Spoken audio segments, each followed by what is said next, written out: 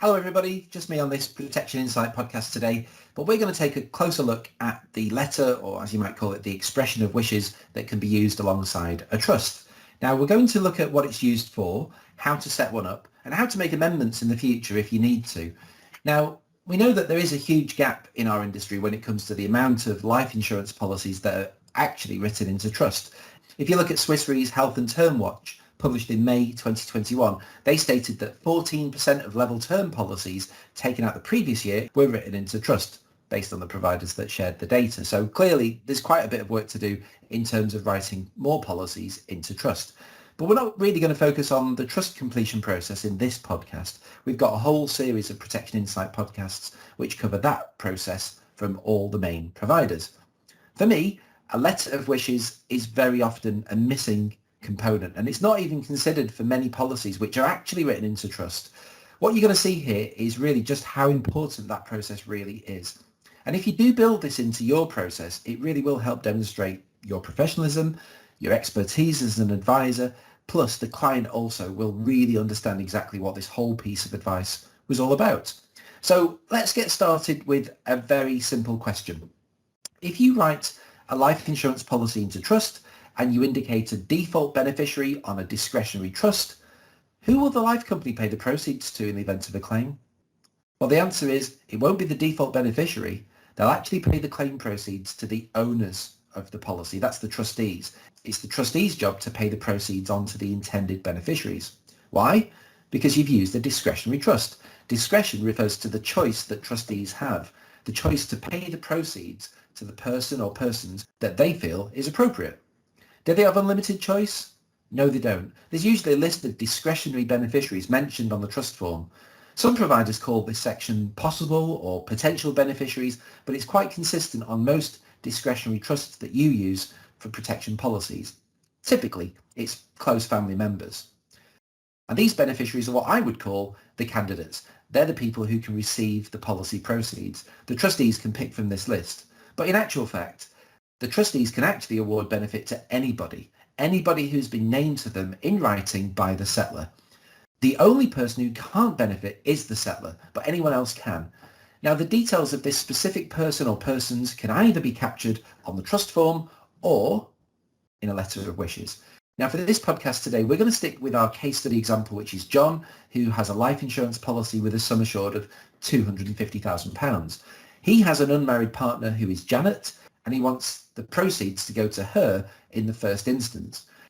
Now, I've deliberately picked an unmarried couple for this case study because I don't think you'll ever find an unmarried, or what you might call common law partner, on any list of discretionary beneficiaries.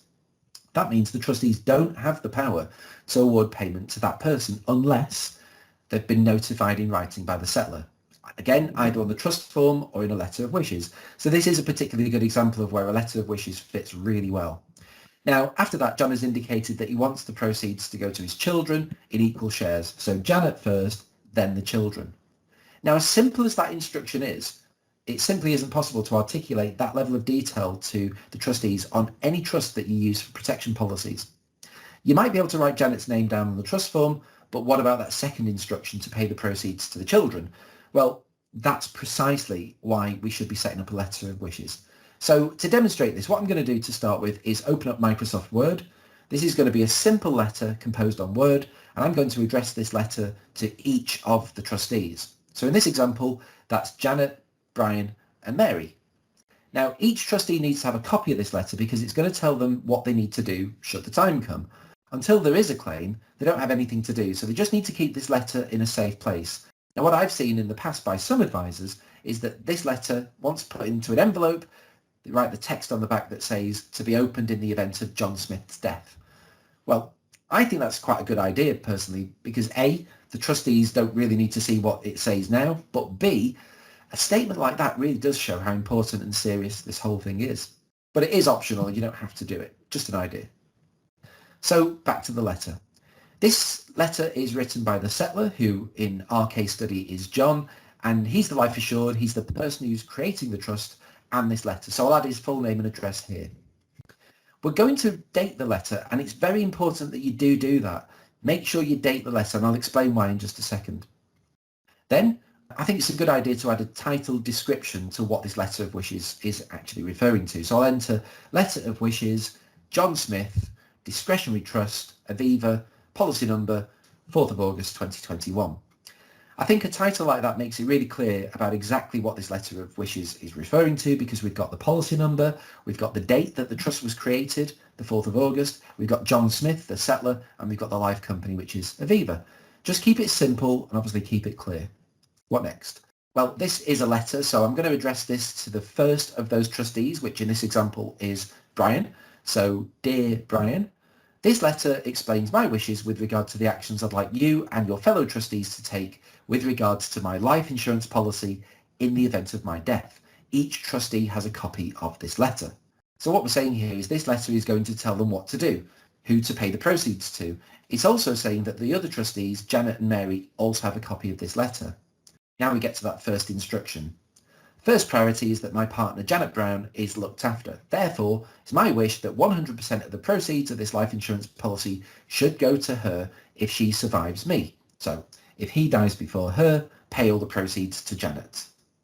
And remember, one of these trustees is actually Janet.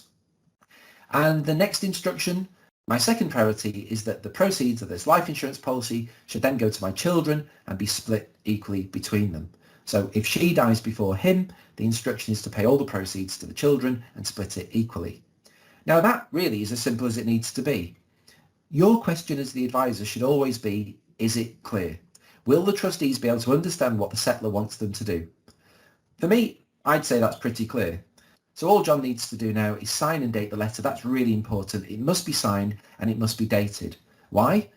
If it's not signed, there's no way of knowing that this letter wasn't created by somebody else. And the date, well, the great thing about the letter of wishes is that this can be amended as many times as you need to. So I'm going to add this extra line as a footnote, which reads, please note, as my wishes may change from time to time, please ignore the instructions in any other letter of wishes dated before this letter. So there could be a situation where John needs to do an update to his letter in the future. So let's just say in a few years' time, he splits up from Janet. It was quite acrimonious, and he now wants to make sure that she doesn't get any of the proceeds from this policy. All we do is create a new letter of wishes, and we make sure all the trustees have a copy of the updated version. So let's fast forward to, say, 3 years' time, 2024, 3 years from recording this podcast. John and Janet have now split up. This new letter is addressed to the first additional trustee, who is Brian. Mary will also get one of these updated letters. The date is the 1st of June 2024. It's a letter from John. John's the settler. And again, we'll use that same title for the letter. Dear Brian, this letter explains my wishes with regard to the actions I'd like you and your fellow trustees to take with regard to my life insurance policy in the event of my death. Each trustee has a copy of this letter. Now remember, Janet was one of those trustees, but what John has also done is remove Janet as an additional trustee. He does have that control during his lifetime. My first priority is that the proceeds of this life insurance policy should go to my children and be split equally between them. Yours sincerely, John Smith, 1st of June 2024. And again, we've got that same footnote that says, please note, as my wishes may change from time to time, please ignore the instructions in any other letter of wishes dated before this one. So they can now ignore that first letter and just focus on this one. Obviously, just make sure that each trustee has a copy of the updated letter. It's a good idea for you as the advisor to review this from time to time with your client. If it's good, then that's fine, leave it as it is. But if an update does need to be made, you can obviously help facilitate that. But do the trustees have to do what this letter says? No, it's not legally binding. And that's because if they have a good reason to ignore what this says and do something different, they can. They've got discretion. This is a discretionary trust after all, and it does give them that choice, that discretion to act. But if you pick people that you trust and you provide them with the instruction about what you want them to do when the time comes, you've got the best chance of them carrying out your wishes. So I hope that all made sense, but of course if you do want to talk any of this through with me, please don't hesitate, just give me a call. So that's it for this podcast. I hope you found it useful. Until next time, it's bye for now.